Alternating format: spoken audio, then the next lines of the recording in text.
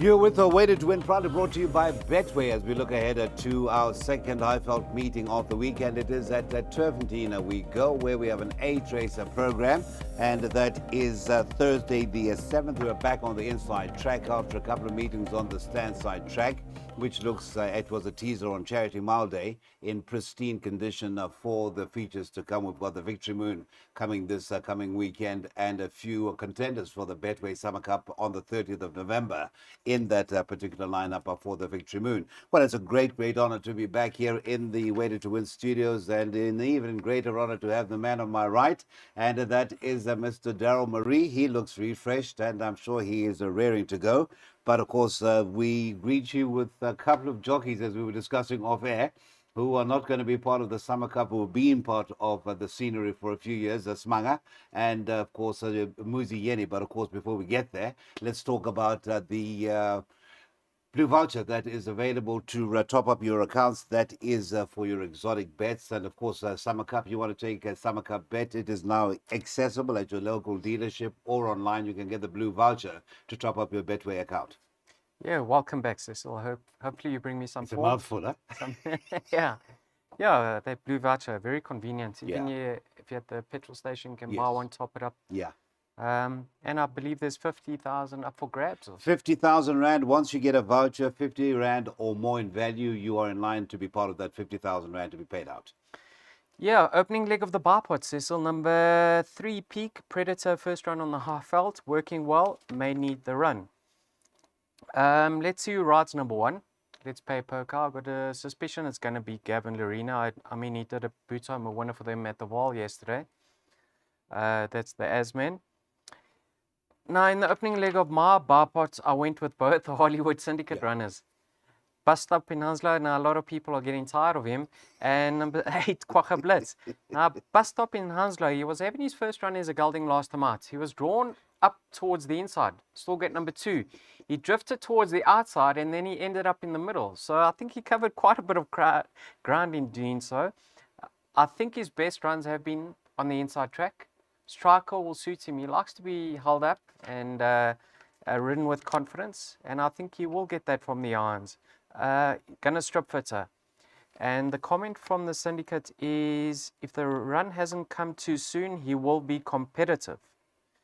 And then Quagga Blitz, Cecil. Now you can see there's a lot of Quagga Blitz, Dwight, Eisenhower, and Let's Play Poker form. Yes. But what I do want to say is, last time at Quagga Blitz, he got a little bit of interference coming into the straight. The front runner fell back on him. I think the fact that they've taken the blinkers off and stepped him up to 1200, there's a possibility of him reversing that form with Dwight Eisenhower, who got the run of the race last time out. So let's hope we get through. So still 6 and 8. 6 and 8 are hoping that first leg of the bipod at Turffontein, and the off time to that first take note of is at 12:15. That is 6 and 8. Outlay 256 Rand. Okay, so let's just remind you about that Blue Voucher. If you haven't been exposed to it, just mention it at any local garage, any local shop, and of course on your phones and on your local bank accounts. You will be able to access that Blue Voucher and be able to top up your Betway account, which needs topping up urgently. Are we going to bet on Pirates to win the league? Are we going to bet on Seed again coming through to the Highveld and finally cracking that big one? Well, we're going to see, but you have to get a bet on to have a ticket. Right, that is race number 2, Mr. Marie. And talking about tickets, we need to get those PAs on. That ticket has to be in your hand by latest at 12:50. Ichacha, second run for the Zaki stable, and it's Pilisande Mkloli who retains the ride. This is the 5th time for the Ichacha and the 5th ride aboard for Pilisande. Yeah, the son of Denon Platina is proving a bit costly to follow now. Might have spoilt his chances at the start last time. He didn't, so he does have excuses. Steps up to 1800, which is interesting. I had a look at his breeding. His dam went over a mile, or 1600. So I think it's certainly within his grasp or reach. Yeah, Cecil, he's only having his 5th start, so I don't really want to write him off as of yet. I think when the penny drops, he will win a few races in time to come. Now, in his penultimate start, if you have a look at that form line behind Ombudsman, who did he have behind him on that occasion? Panning Gold. Yes. Now, have a look who Yo Jimbo ran behind last time out. Panning Gold. Panning Gold. So on a line through Panning Gold, Ichacha should finish ahead of Yo Jimbo, but Yo Jimbo was returning from a lengthy rest, only having his fourth start. He's showing good improvement in each and every time he gets to the track. So healthy respect for the 5.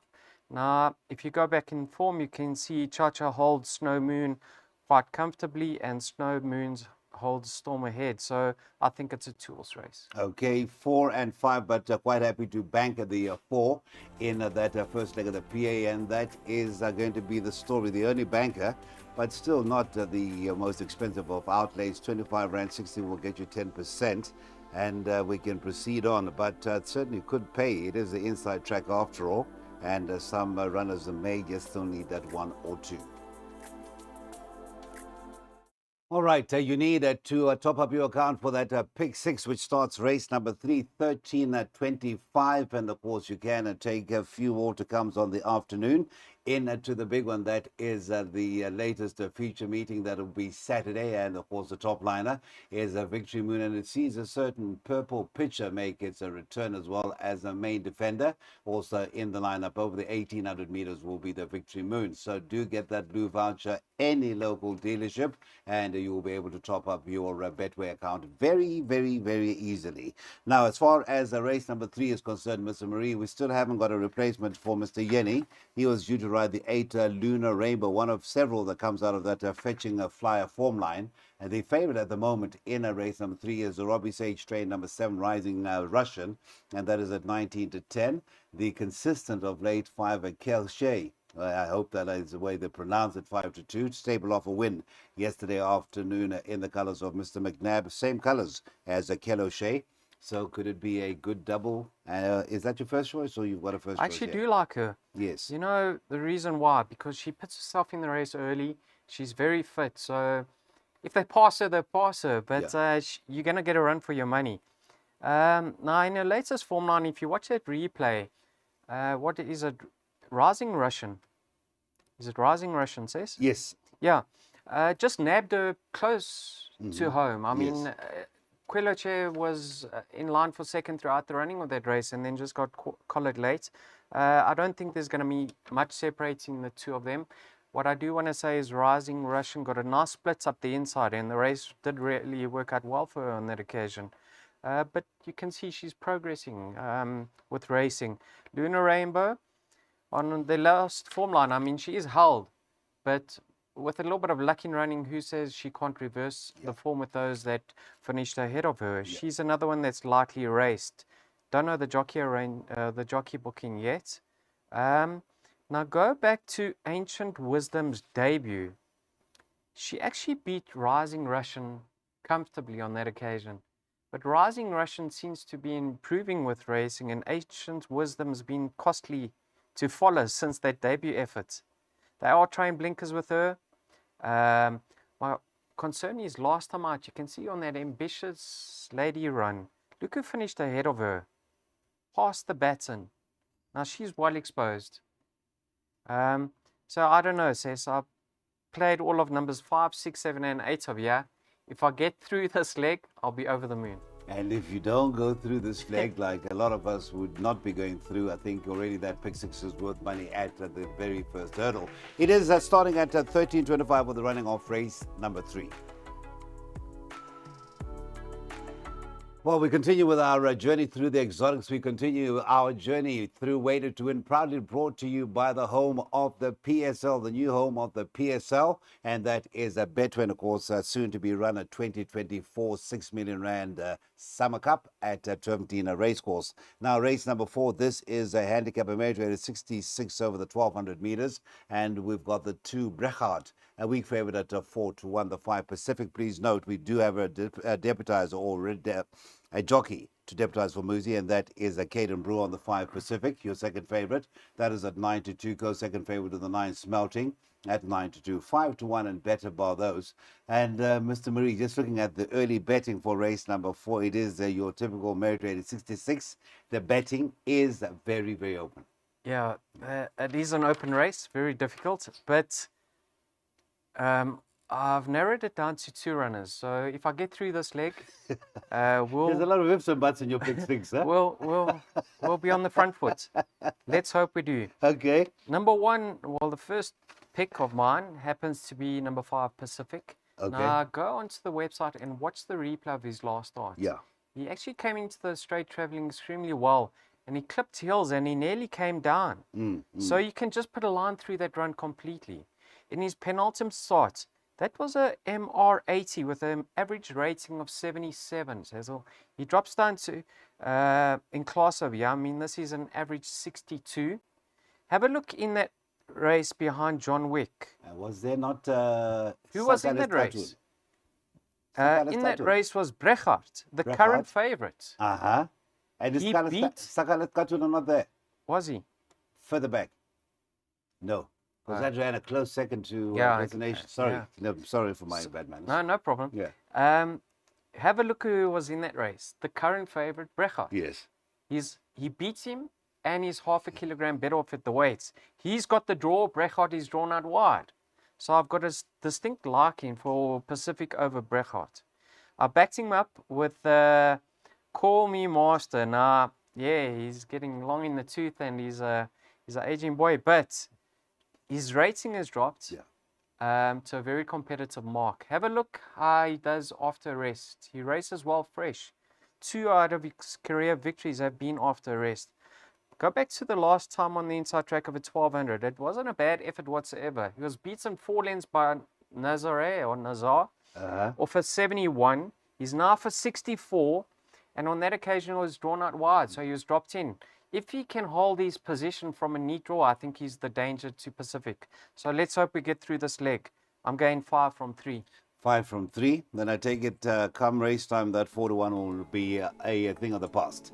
That is a 3 and 5, the 2 horses for that first leg of the first jackpot, and of course very keen on the chances of Pacific. 4 to 1 moment at the moment, but I don't believe that'll be around for too long.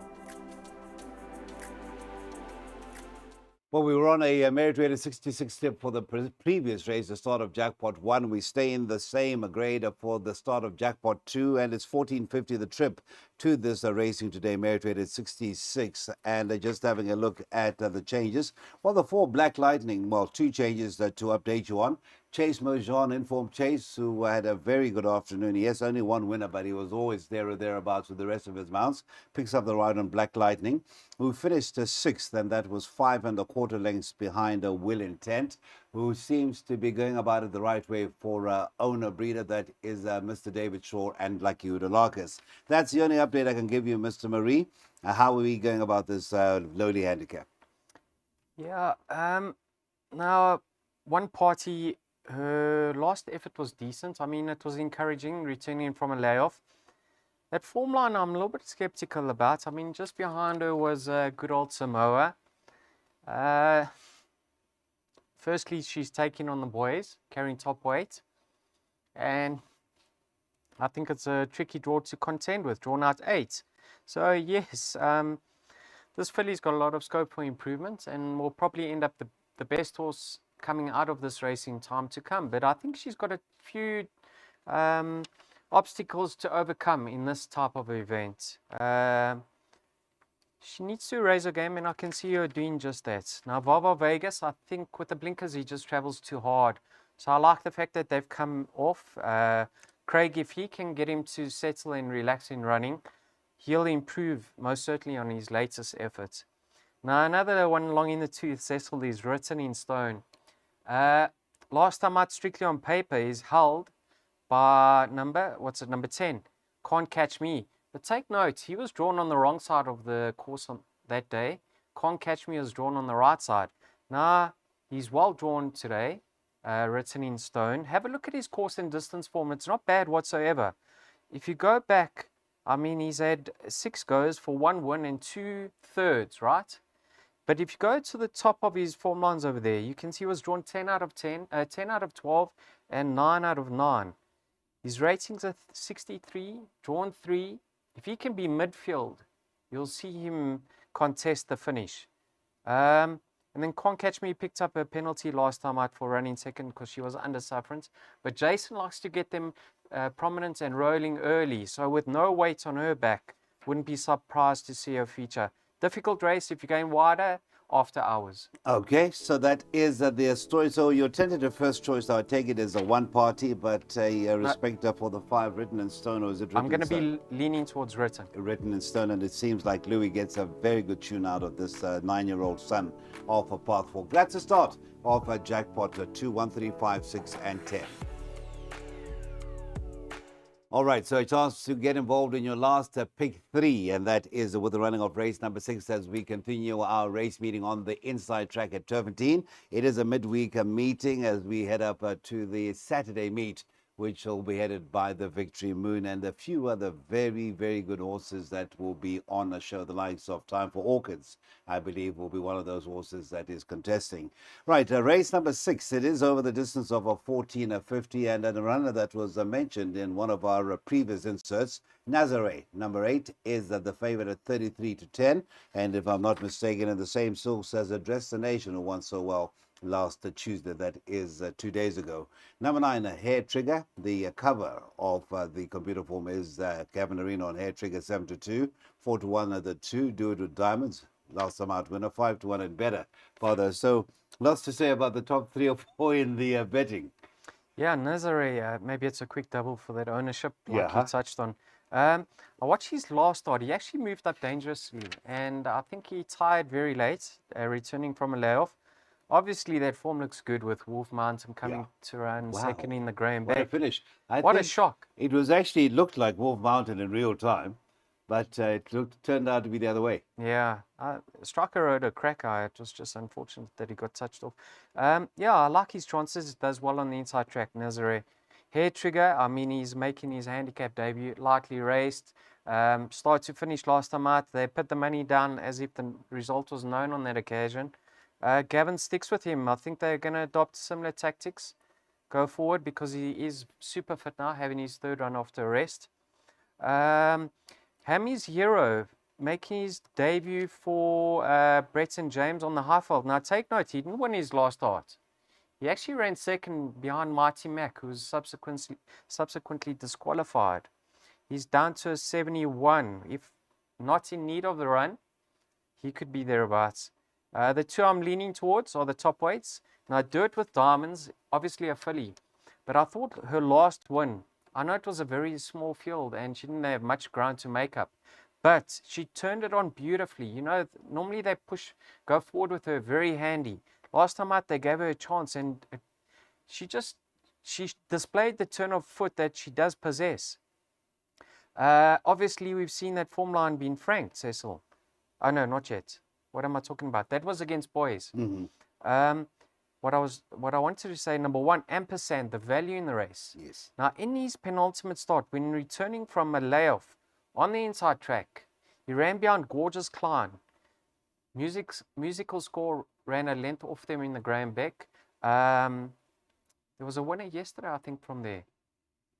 No, in fact, I know. Address the Nation. Yes, Address the Nation yes, won yes, from yes, there. yes. And Buffalo Storm Cody ran a place from there. He's having his peak run. Have a look at his form on the inside track. So ampersand the value, respect for a whole lot of others. Numbers 2, 7, 8, and 9. Okay, thank you so much to Mr. Marie. That is his assessment of a tricky race number 6.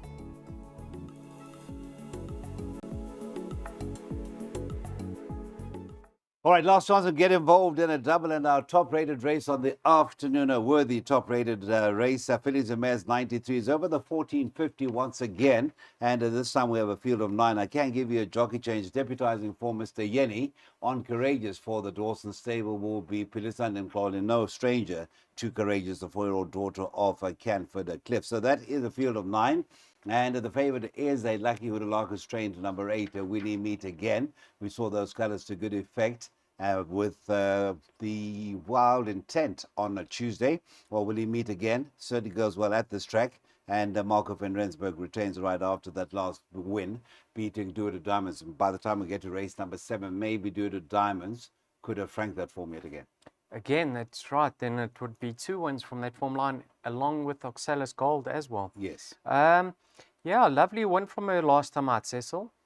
Marco hardly moved on her, so I thought she won easier than the margin. suggests, and I think the £3 penalty is going to prove on the lenient side. Okay. She did have the run of the race on that occasion. Stallgate 2, I mean, she should get it quite easy once again. She won't have to be pressurized. Marco can just let her come out slowly and find her feet, get into a good rhythm. I like her chances and I like them quite strong. Will he meet again? Now, the danger I made was number 3, Elysia's Love. Now, have a look how Gavin and this daughter by Vercingetorix get on. He's ridden her 4 times for 3 wins, yes. All 3 of her career wins have been with Gavin aboard. Now, she's been most unfortunate with draws in the past on the inside track. Look at them. I mean, 6 out of 8, 9 out of 11, 9 out of 9. Gavin back aboard from a 1 Stallgate. That is a lot in her favor. So I think she most certainly is the danger to the less experienced Willie Meet again. So yeah, 3 and 8 to fight it out. That's 3 sorry. and 8. Sorry, number 1 is the class act, and I did definitely include her in the exotics. And of course, you've got Mr. Stratham aboard for the first time on the Fabian Abib trained Miss Hannigan. 1, 3 and 8 by 3, 4, 5, 8. That'll be the suggested last double for Turffontein on Thursday. Well, this meeting is certainly going to be ending on a high. We've got the Fillies and Mares 93. That was race number 7. And then over the same distance, but slightly down in grade, Fillies and Mares 75. And here we have a runner that really did catch our eye when it won. It's a maiden. And that is a Destiny of Fire, who's at even. 7 to 1 is the next best, and that is a 1. Risky Business, who is a chance ride for Caden Brewer, once again deputizing for the medically indisposed Mr. Muzieni. And then the 3 Rattlebag, that is at 15 to 2. Right, Mr. Marie, this is the 8th and final.